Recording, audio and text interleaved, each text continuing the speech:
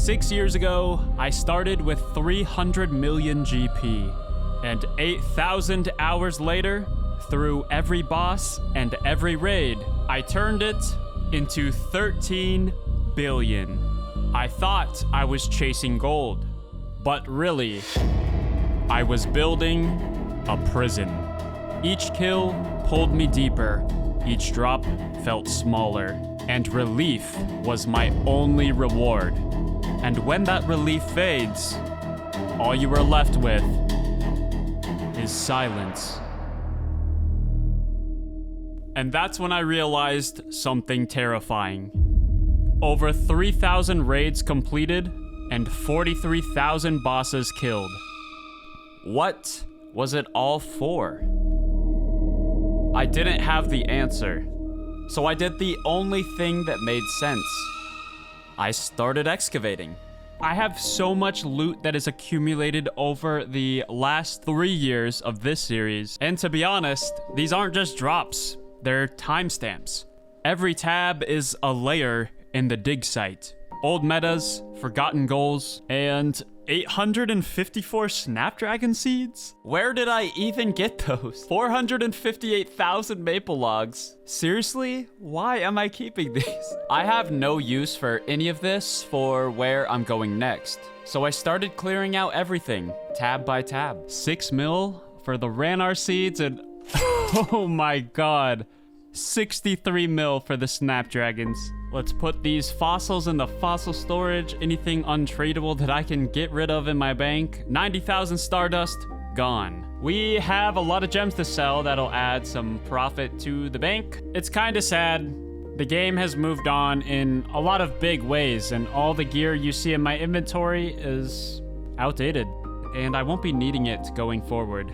By the time I finished selling all the leftover scraps that I found just forgotten in time, I had turned my cash stack of 662 mil into almost 1 billion. And as I began overhauling my bank for a new beginning, I couldn't wait to get into that one tab that actually mattered and finally answer the question, what was it all for? But first, 6 years of footage means 6 years of editing. And these earbuds have basically become part of my skull. Raycon's Essential Open Earbuds keep your ears open while still delivering crystal clear sound. They're lightweight and all day comfortable, they never feel bulky, and the secure fit means they stay put. I use these anytime I touch grass. And with 36 hours of battery life, that's the entire year covered. Raycon delivers the same premium audio quality as the big brands, but at half the price. Add in over 3 million happy customers and a 30-day happiness guarantee, and there's zero reason to overpay. Black Friday is around the corner. Raycon audio products are up to 30% off site-wide. From everyday essentials to the latest releases, it's the perfect time to upgrade your sound or get ahead on gifting. These early deals won't last long. Just click the link in the description or go to buyraycon.com/Ingus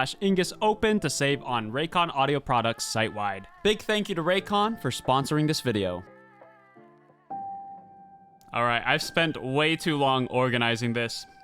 It's finally time. I got my cash pile, my graceful set, the Ingus outfit, of course, and then all the most useful skill capes and my max cape, which, you know, sailing's coming out soon, so we won't be able to wear this for long. And then we just have all of the bossing pets I've earned on this account. But I know which tab you really want to see. The tab I've been working on since the start. And one item means more to me than the rest. The Scythe of Viter. I sold my entire bank for this weapon back in March of 2020. And the moment I bought it, I walked into the Theater of Blood for the very first time. I didn't know it then, but that spark would turn into a fire that would consume, well, everything. Every piece of armor, every weapon, traces back to that one purchase. The Scythe lit the fuse, and the rest of this tab is the fallout. Looking at it now, I can see what I was really building. Not an inventory, but a monument. 7 months later, with a 3 bill bank, having now acquired my Infernal Cape, I went to the Nightmare Boss. Here, I was testing how far I could go before my sanity broke. This Inquisitor set that I paid over 1 bill for looked like it was forged to punish the player wearing it. And it fit me perfectly. When I survived, I told myself I'd take a break. Small goals, side grinds, anything that didn't look like another descent into madness. But it was already too late. I was lured, once again, by the promise of unimaginable wealth. The scythe had proven what obsession could accomplish, and on October 27th, 2022, I decided to turn 5 billion into 10. The first step was Nex, the perfect place to feed my obsession. It wasn't just a boss, it was a machine that printed gold for anyone willing to bleed for it. For weeks, I camped her, stockpiling cash before the release of Tombs of a Masket, Runescape's 3rd raid. And when that dropped, chaos followed. Prices spiked, items tripled overnight, and I sold into the madness.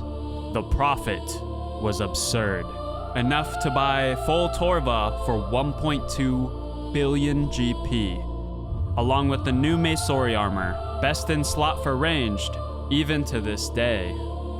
It felt like alchemy, turning time into gold.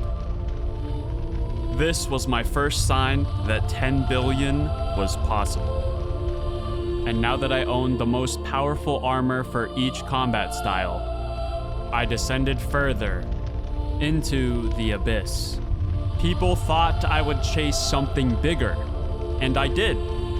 The giant mole. Most players kill it a few times for the memes. I killed it hundreds of times. This was where the descent took on a new shape. Not about power anymore, but hunger. Endless gluttony. 30 mind-numbing hours later, I claimed the baby mole pet.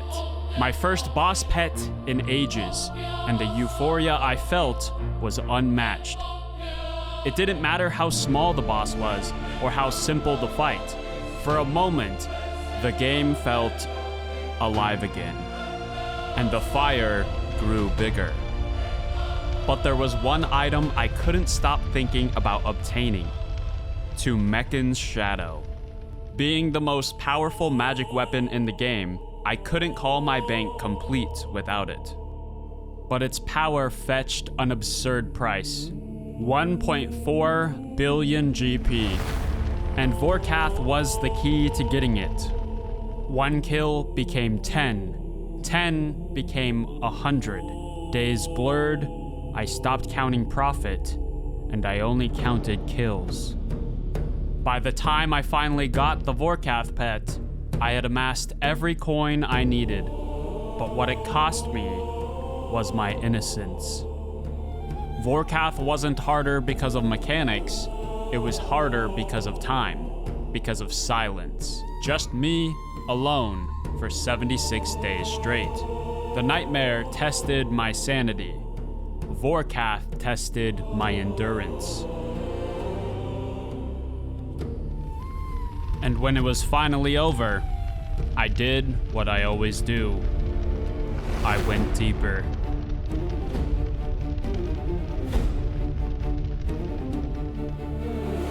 After Vorkath, everything blurred together. Wrath, heresy, violence, and fraud.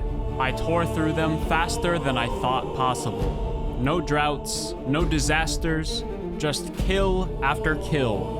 Every log, every pet, every completion falling into place. Like the game itself was clearing a path for me. But still, the fire only burned brighter. And that path led straight to the Theater of Blood. The place I first wielded the Scythe of Vitur. The same one that sparked the entire descent years ago. At first, it felt like coming home. I'd been here before, hundreds of times. Only now, I wasn't the same player who stepped through those doors in 2020. I had the gear, I had the knowledge, I had the sight. This wasn't about learning anymore. I came here for domination. And there was one item I wanted more than anything else. The Sanguine Dust. An untradeable transmog for the Theater of Blood pet, the one I already had. It wouldn't make me stronger, but only the most elite players in the game had one. Claiming it would prove I was one of them. And deep down I knew chasing it would make me rich enough to buy every overpriced item I'd ignored for years, and finally complete my bank once and for all. So I made a plan. Run hard modes until I got every unique. From there, switch back to normal modes to finish 2,000 raids completed for the Shrouds.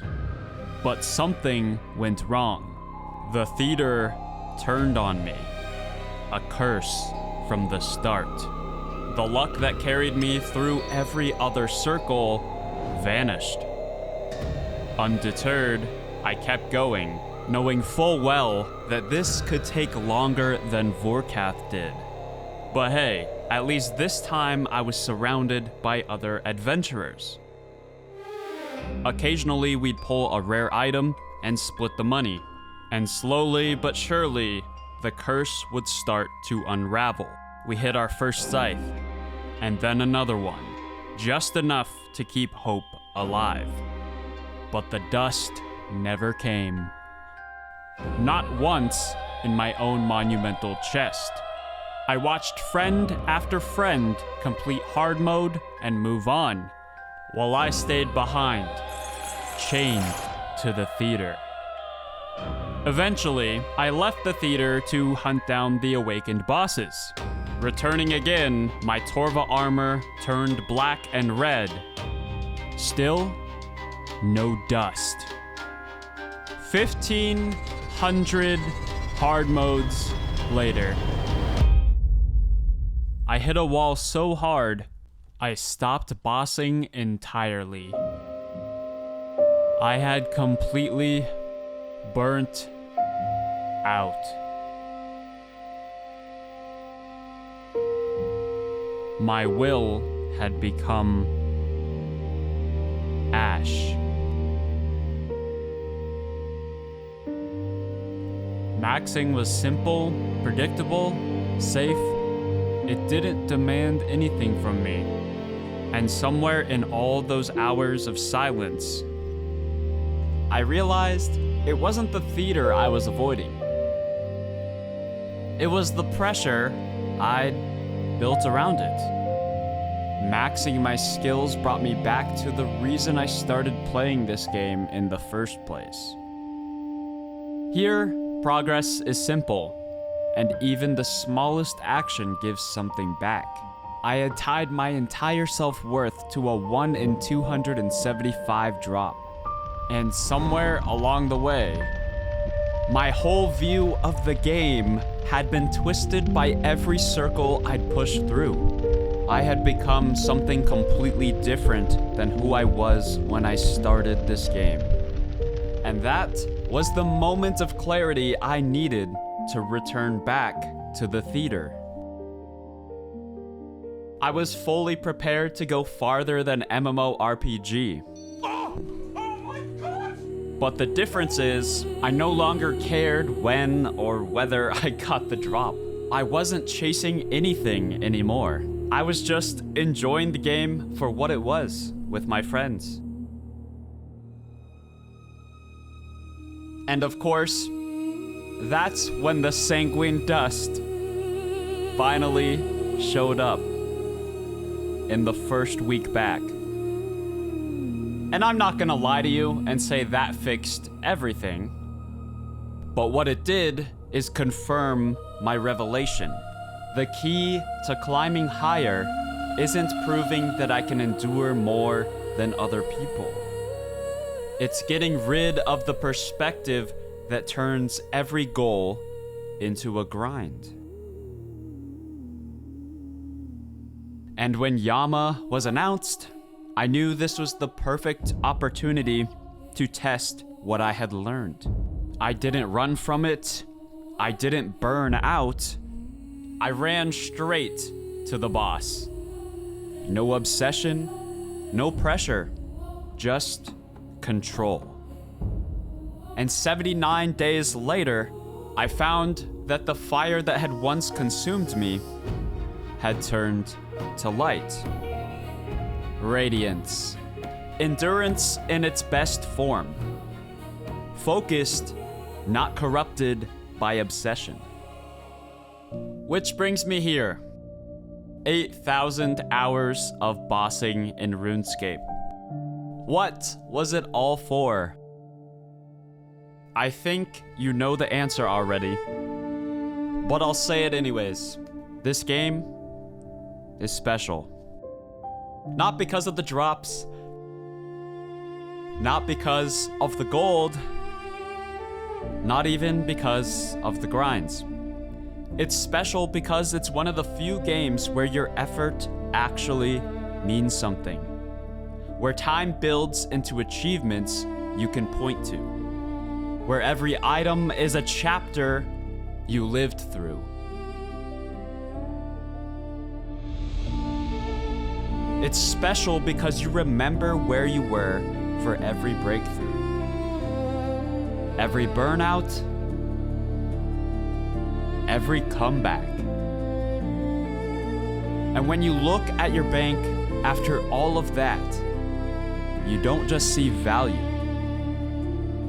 You see the story of who you became while playing this stupid, brilliant game. Purgatory won't be easy. But then again, nothing worth doing ever is. And now that I can finally see the light, it's time to start climbing. Thanks for watching, and I'll see you very soon. Take care.